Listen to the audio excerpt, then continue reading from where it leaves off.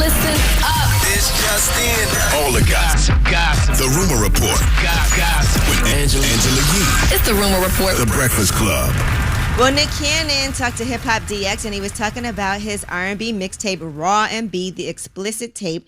And he said, music has always been an outlet for me, and that's something I've always really honestly kept private because my public persona was always a nice, happy-go-lucky, always positive guy. So music has always been a place of therapy for me. And people don't know I was a trained musician and been playing instruments since I was a kid. And he said he comes from the church. So even his rap career when he was young was very bubblegummy. So he always dreamed of being more than just a performer, but a businessman. He envied the Pharrells, the Kanyes. He said he always wanted to be a producer first. That was his dream. He started DJing and doing things like that at parties when he was a kid. So now his dream was to be the next Jermaine Dupri, the next P. Diddy when he was a kid. He has the Raw and B explicit tape, and there's a track list for that out now. It features Chris Brown, Jacquees, Brandy's on the tape. So are y'all ready for that? Nick, you a funny guy. Raw and B. Keyword raw. That's why you got so many goddamn babies. Put a condom on.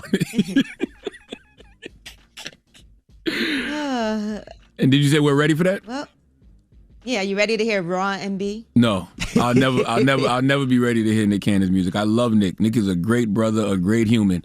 But when it comes to his music, I will never be ready to hear him. Ever. Damn. Will I listen? All right. Sure. If I'm trapped in a room and it's playing, yes. My goodness. All right. And AJ Johnson was on Lip Service. As you know, AJ Johnson has her show on TV One that's available right now if you want to watch Life Therapy. But she also had the AJ Zone. You guys know her from House Party and all of that. Well, recently she talked about celebrating her 50th birthday by having a threesome with two men. Here's what she said. But do you think we'll ever come to a place in society where it'll be like a threesome is two men and a woman, and they'll be okay with that? Let me pick the guy. that. Oh, Yeah. Wow. And Two men? two men. Mm-hmm. And they traded off. It was like they were friends and they traded off. It's the best 50th birthday ever. They were flip-flopping me. You know, one would please me, then he'd pass me to the other. And one would kiss me, and then he'd spin me around for the other. Oh. Did It that was feel like powerful? a beautiful dance. Oh my nice. goodness! Wow. It was Tennis like match. it was like doing salsa with two guys at the same time. So they were friends with each other. They were friends. Okay. Her what birthday? 50th. Damn. Well, This is a few years ago. oh, ain't nothing wrong with that. I mean, it's her prerogative. She's a grown ass woman. You gonna try it when you're 50? Mm-hmm. What you mean? Try what when I'm 50? Threesome. A threesome. Nah, I'm cool on that. I mean, I don't know. I can't sit there and say I don't know. Yeah. I don't know what could happen when I'm 50. What kind of guy you into?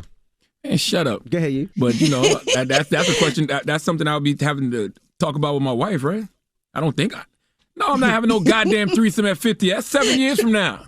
That ain't happening. I'm a happily married man. All right. Well, you know, her threesome was with two men. So some people were saying that was a train. I saw in the comments, but it's not. A threesome is three people, period. It's all about perspective. To the two guys, it might be a train. To her, it's a threesome. To her, she might have just been smutting them two dudes out. And by the way, we don't know what she had them two dudes doing, so they might need to shut up talking about it was She a said train. they didn't do anything with each other, but she said it was like a beautiful dance. And so the way she described it.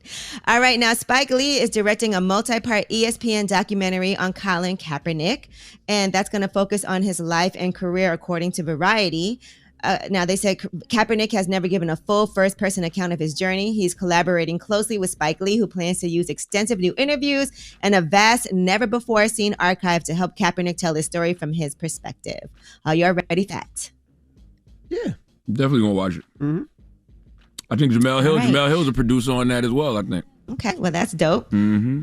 Yeah, Jamel Hill is attached as a producer for it. And so they already have started production on that. All right, I'm Angela Yee, and that is your Rumor Report. All right, thank you, Miss Yee. Now, when we come back, let's get to the mix, the People's Choice Mix, 800-585-1051. Get your request in right now. It's The Breakfast Club. Good morning.